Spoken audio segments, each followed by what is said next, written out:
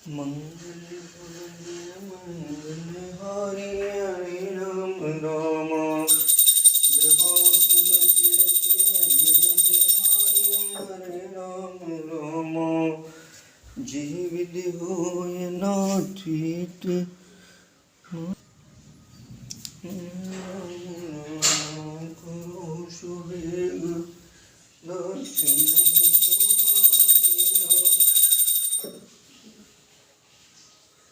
ओम वक्रतुंड महाकाय सूर्यकोटि संप्रभा निर्विघ्नं कुरु मे देव सर्वकार्येषु सर्वदा विघ्नेश्वराय वरदाय सुप्रियाय लंबोदराय शकलाय जगत्ताय नागाननाय सत्यभूताय गौरी सुताय गणनाथ नमो नमस्ते।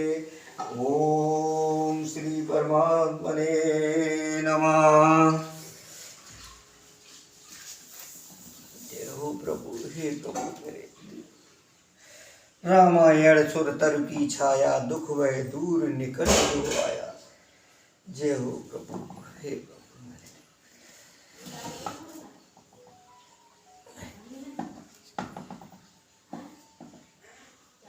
इस समय आज 21 मार्च के दिन हम देख रहे हैं भयंकर अंधेरा है, दिन में काली घटा जैसी छाई हुई है और ये सब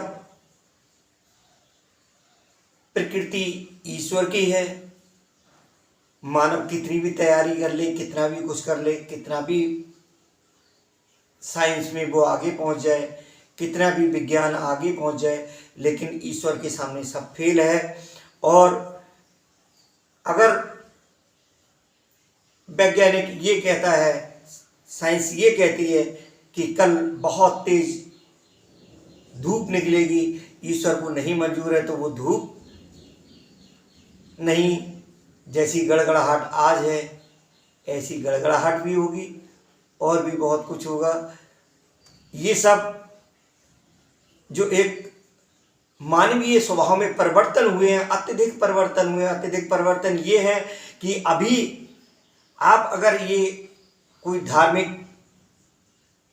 कथा सुन रहे हैं, उस कथा में मन का ना लगना, अगर आपका मन लग रहा है, उसमें सुनने में मन लग रहा है, तो निश्चित रूप से आप समझिए ईश्वर की आप पर कृपा है। और वो जो कृपा है वो प्राकृतिक रूप से भी होगी, लेकिन अधिकांश मनुष्यों के भाव बदल गए हैं, विचार बदल गए हैं, कथा में मन नहीं लग रहा और अनुष्ठानों की कमी। अब से 20 साल पहले, 30 साल पहले जिस तरह से अनुष्ठान हुआ करते थे, वो सब अनुष्ठान होना बंद हो गए। अनेक जो नए नए संत और महंत बन करके वो जो स्वयं अपनी पूजा कराने लगे थे, उससे ईश्वरीय प्रकोप बढ़ना ही बढ़ना था। उसके अनेक हम लोगों ने दंड झेले हैं और उसी प्रकार से दंडों को झेलते रहेंगे। इसलिए मेरी हाथ जोड़कर विनम्र प्रार्थना है कि जो भी मेरे शब्दों को सुन रहा हो, और मैं ये रामायण का भाग अभी शुरू करूंगा, उससे पहले ये चंद शब्द सिर्फ प्रकृति का नज़ारा देख करके ही दिमाग में आया, वो मैं बोल रहा हूँ। विचारों में परिवर्तन लाएं और थोड़ा सा जो आस्तिक भाव है, वृद्धि आस्तिक भाव की, शुभ मंगल संचार, तो मंगल संचार होगा। जहां राम तेरे नाम का गूंजी जय जयकार, तो प्रभु राम का नाम लेना है। और थोड़ा सा देखिए है क्या, हम विचारों को जैसा बनाते हैं, विचार वैसा बनता है, वैसा तन बन जाता है, वैसा मन बन जाता है, वैसा ही। तो ये किसी भी तरीके से हम अपने विचारों को अच्छा रखें और ईश्वर के प्रति आस्था बनाए रखें, तभी हमारा कोई भी ईश्वर का प्रसंग सुनने में मन लगेगा। और जब मन लगेगा तभी हमें कठिनाइयों का सामना कम से कम करना पड़ेगा। तो इसलिए हम सुधरेंगे, जग सुधरेगा। हमें जो भी दुनिया में बदलाव हो रहा है, मानवीय विचारों में परिवर्तन आ रहे हैं, उन परिवर्तनों को ज़्यादा ध्यान ना देकर स्वयं के विचारों में परिवर्तन लाएं और जो भी धार्मिक अनुष्ठान है, धार्मिक कथा है, धार्मिक प्रसंग है, उसमें अपनी रुचि को बढ़ावा दें। इन्हीं शब्दों के साथ इससे पिछले भाग में हमने जहां विश्राम किया था, अयोध्या कांड के दोहा नंबर 138 पर विश्राम किया था, उससे आगे का ये पढ़ रहे हैं। देखिए, इस समय मैं भारत के उत्तर प्रदेश के बरेली शहर में दिन के 8:30 बजे बैठा हुआ हूँ और मैं देख रहा हूँ कि घोर अंधेरा जैसा हो रखा है और उसके लिए कितना भी रोशनी करके हम बैठे हैं, लेकिन जो आसमान की गड़गड़ाहट है, चारों तरफ अंधेरा है, ये देख करके थोड़ा सा मन भयभीत भी होता है। और लेकिन ईश्वर पर आस्था है, इसलिए उसके नाम को निरंतर जपते रहेंगे, सुनते रहेंगे। आप भी उसको निरंतर रुकावट मत आने देना। निश्चित ही ईश्वर रक्षा करेंगे, प्रभु रक्षा करेंगे, संकट मोचन, संकटों से बचाएंगे। तो आगे का प्रसंग पढ़ते हैं। चित्रकूट में प्रभु राम, माता जानकी और लक्ष्मण जी शायद चित्रकूट में है और चित्रकूट की महिमा का ये इस समय प्रसंग चल रहा है। तो जेहि विधि होए नाति हिति मोरा, हरे राम रामा करो सुबेगी दास मैं तोरा, हरे राम रामा। नयन बंति रघुबर बिलोकी, पाय जन्म फल हुए अभिशोकी, परस चरण रज अचर सुखारी, भय परम पद के अधिकारी। आंखों वाले जीव श्री रामचंद्र जी को देखकर जन्म का फल पाकर शोक रहित हो जाते हैं और अचर यानी पर्वत, वृक्ष, भूमि, नदी आदि भगवान की चरण रज का स्पर्श पाकर सुखी होते हैं। यूं सभी परम पद मोक्ष के अधिकारी हो गए। सुबन शैल सुभाय सुहावन, मंगल में अति पावन पावन। महिमा कहे कवन विदिताशु, सुख सागर जय कीन निवासु। वह वन और पर्वत स्वाभाविक ही सुंदर, मंगलमय और अत्यंत पवित्रों को भी पवित्र करने वाला है। उसकी महिमा किस प्रकार कही जाए, जहाँ सुख के समुद्र श्री राम जी ने निवास किया है।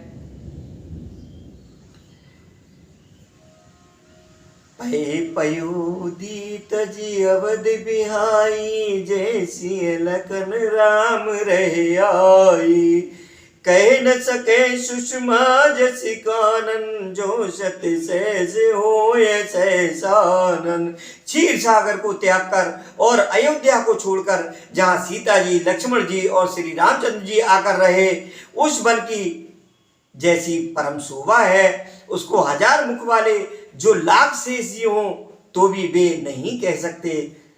सो मैं बरन कहो विद के ही, डावर कमट की मंदर ले ही। से वै लखन करम मनवानी, जाए न शील सनेओ बखानी। उसे भला मैं किस प्रकार से वर्णन करके कह सकता हूं। कहीं पोखरे का क्षुद्र कछुआ भी मंदराचल उठा सकता है। लक्ष्मण जी मन, वचन और कर्म से श्री रामचंद्र जी की सेवा करते हैं। उनके शील और स्नेह का वर्णन नहीं किया जा सकता। छिन छुन लख सिय राम पद, जान आप पर नेहो। करत न सपने लखन चित, बंधु मातु पितु गेहो। क्षण क्षण पर श्री सीताराम जी के चरणों को देखकर और अपने ऊपर उनका स्नेह जानकर लक्ष्मण जी स्वप्न में भी भाइयों, माता पिता और घर की याद नहीं करते, क्योंकि उनकी प्रीति पूरी श्री राम जी के चरणों में है और उनके चरण उनके पास में है ही हैं। राम संग सिय रहित सुखारी, पुर पर जन ग्रह सुरत विसारी, छिन चुन पिय विदु बदन निहारी, प्रमुदित मनहो चकोर कुमारी। श्री रामचंद्र जी के साथ सीता जी अयोध्यापुरी कुटुंब के लोगों, घर की याद भूलकर बहुत ही सुखी रहते हैं। क्षण क्षण पर पति श्री रामचंद्र जी के चंद्रमा के समान मुख को देखकर वे वैसे ही प्रसन्न रहती हैं जैसे चकोर कुमारी चंद्रमा को देखकर रहती है। तो नाह ने हो नित बढ़त बिलो की, हर्षित रहत दिवस जिम को की, सिय मनु राम चरण अनुरागा, अवध सहस सम बन प्रिय लागा। स्वामी का प्रेम अपने प्रति नित्य बढ़ता हुआ देखकर सीता जी ऐसी हर्षित रहती हैं जैसे दिन में चकवी। सीता जी का मन श्री रामचंद्र जी के चरणों में अनुरक्त है, इससे उनको वन हजारों अवध के समान प्रिय लगता है। परन कुटी प्रिय प्रियतम संगा, प्रिय परिवार कुरंग विहंगा, सास ससुर सम मुनि तय मुनिवर, असन अमीय सम कंद मूल फल। प्रियतम के साथ पर्णकुटी प्यारी लगती है। श्री राम जी जब साथ में हैं तो सीता मैया को सारे सुख वही दिखाई दे रहे हैं। मृग और पक्षी प्यारे कुटुंबियों के समान लगते हैं। मुनियों की स्त्रियां सास के समान, श्रेष्ठ मुनि ससुर के समान, और कंदमूल फलों का आहार उनको अमृत के समान लगता है। नाथ सात साथरी सुहाई, मयन शयन सम सह सम सुखदाई, लोकप हो बिलोकत जासु, तेह की मोह सक विषय बिलासु।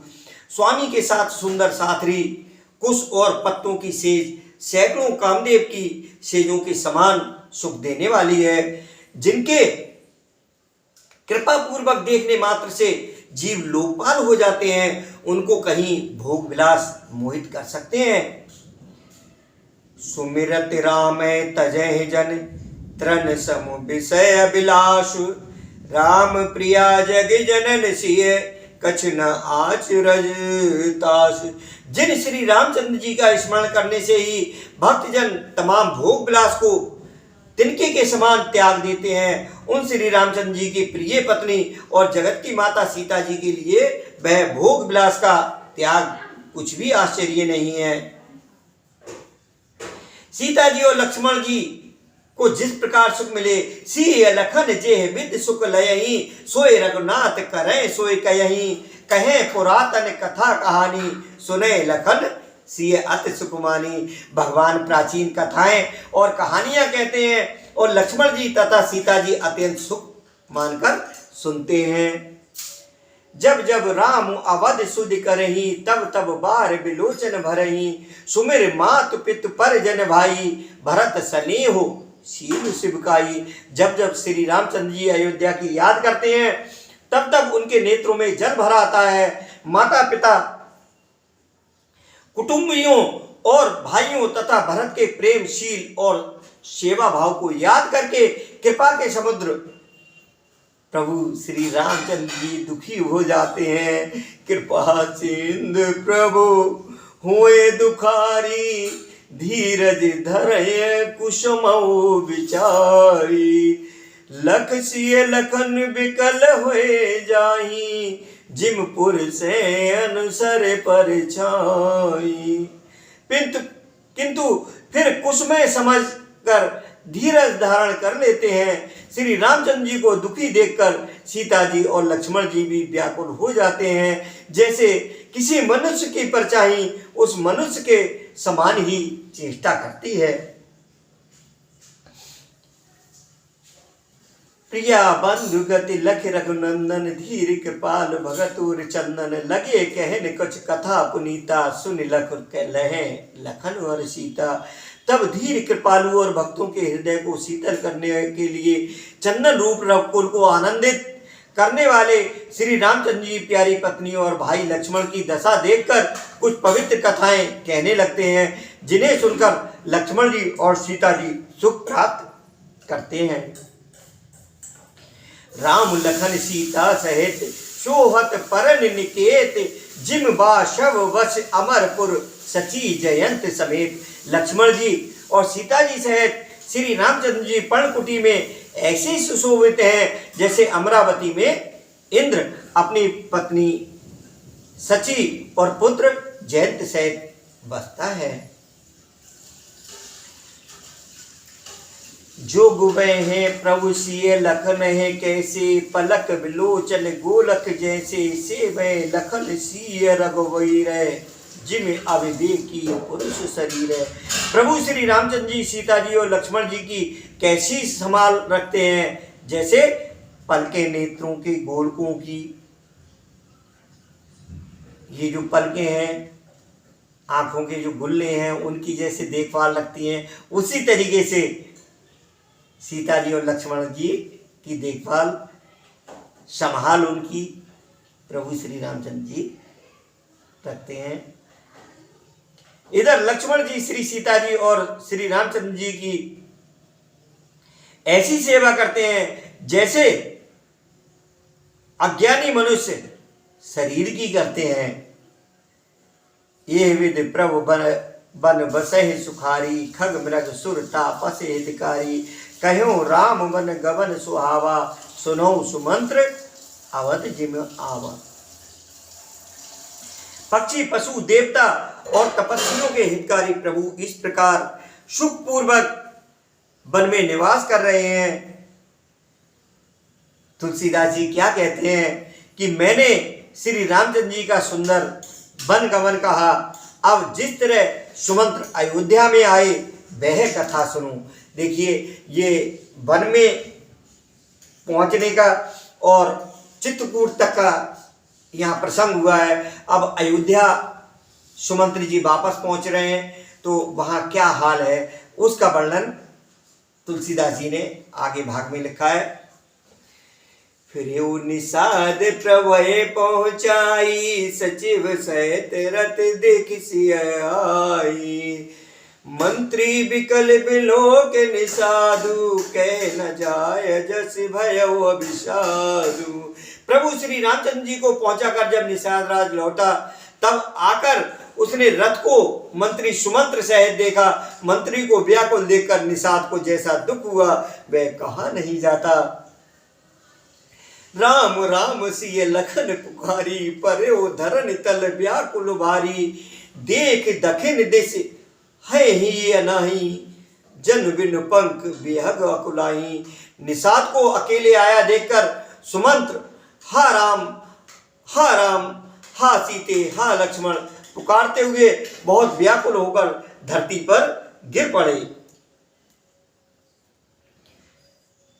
रथ के घोड़े दक्षिण दिशा की ओर जिधर श्री रामचंद्र जी गए थे देख देख कर हिने नाते हैं, मानो बिना पंख के पक्षी व्याकुल हो रहे हैं। नेत्रन चरह न पिए जल, मोचह लोचन बार, व्याकुल भय विषा निषाद सब रघुपर बार। व्याकुल भय निषाद सब रघुबर बाज निहार। वे ना तो घास चरते हैं ना पानी पीते हैं, केवल आंखों से जल बह रहा है बाहर आए हैं। श्री रामचंद्र जी के घोड़ों को इस दशा में देखकर सब निषाद व्याकुल हो गए। धरि धीरज तब कहे निषादु, अब सुमंत्र पर हरो विषादु। तुम पंडित परमारथ ज्ञाता, धरो धीर लख विमुख विधाता। तब धीरज धरकर निषाद राज कहने लगे, ये सुमंत्र जी अब विषाद को छोड़िए, आप पंडित और परमार्थ के जानने वाले हैं, विधाता को प्रतिकूल जानकर धैर्य धारण कीजिए। विविध कथा कह कह मृदुबानी, रथ बैठा रे बरवस आनी। शोक शिथिल रथ सकै नहा की, रघुबर बिरह पीर उर्वा की। कोमल वाणी से भांति भांति की कथाएं कहकर निषाद ने जबरदस्ती लाकर सुमंत्र को रथ पर बैठाया, परंतु शोक के मारे वे इतने शिथिल हो गए कि रथ को हाँक नहीं सकते। उनके हृदय में श्री रामचंद्र जी के विरह की बड़ी तीव्र वेदना है। चर फराए मग चलहे न घोरे, बन मृग मनहो आन रथ जोरे। अड़क फरे फिर हे रहे पीछे, राम वियोग विकल दुख तीछे। घोड़े तड़फड़ाते हैं और ठीक रास्ते पर नहीं चलते, मानो जंगली पशु लाकर रथ में जोत दिए गए हों। वे श्री रामचंद्र जी के वियोगी घोड़े कभी ठोकर खाकर गिर पड़ते हैं, कभी घूमकर पीछे की ओर देखने लगते हैं। वे तीक्ष्ण दुख से व्याकुल हैं। जो कह राम लखन बेदेही, हिंकर हितिये रहते। बाज बिरे गति कह कि मिल जाती, बिनु मन पन के बिमल जेवाती। जो कोई राम लक्ष्मण या जानकी जी का नाम ले लेता है, घोड़े हिकर हिकर कर उसकी ओर प्यार से देखने लगते हैं। घोड़ों की विरह दशा कैसे कही जा सकती है। वे ऐसे व्याकुल हैं जैसे मणि के बिना सांप व्याकुल होता है। भयो निषाद विषाद बस, देखत सचिव तुरंग। बोले सुसेवक चार तब, दिए सारथी संग। मंत्री और घोड़ों की ये दशा देखकर निषाद राज विषाद के बस हो गया। तब उसने अपने 4 उत्तम सेवक बुलाकर सारथी के साथ कर दिए। अब सारथी के साथ निषाद राज अपने समाज में प्रस्थान कर जाएंगे, अपनी बस्ती में प्रस्थान कर जाएंगे और सारथी के साथ मंत्री सुमंत्र जी भी अपने घर को निकलेंगे, अयोध्या को निकलेंगे। राजा दशरथ के पास क्या हाल होगा और वो एक जो वियोग का वर्णन है वो इससे अगले भाग में आप सुनेंगे। अभी यहीं विश्राम करते हुए बोलिए सियावर रामचंद्र भगवान की जय, पवन सुत हनुमान की जय, उमापति महादेव की जय। जय जय श्री राधे श्याम।